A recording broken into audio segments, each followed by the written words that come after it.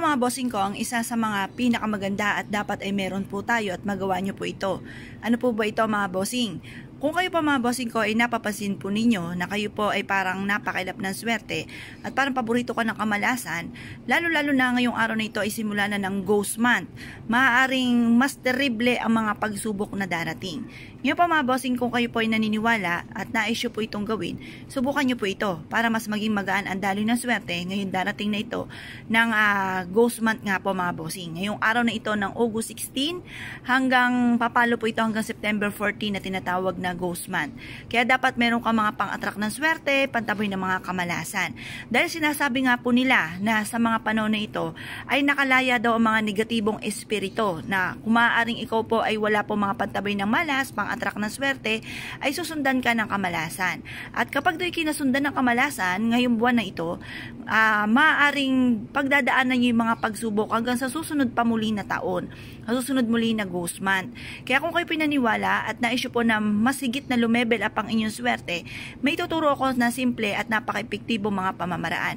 Kagaya po nito mga bossing ko ang ating bulak. Ang bulak na ito ay may dulot na swerte. Pagagaanin nito ang daloy ng swerte.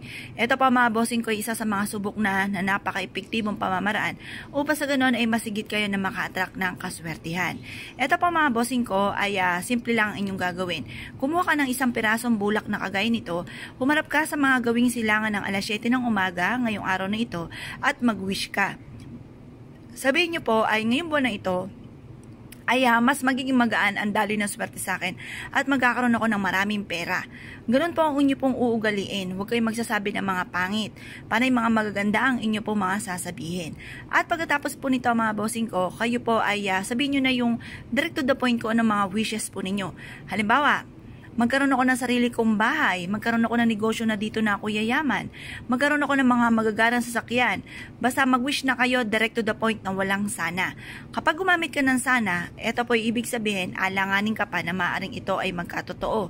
Kaya kung ikaw mag-wish, direct to the point, walang gamit na sana.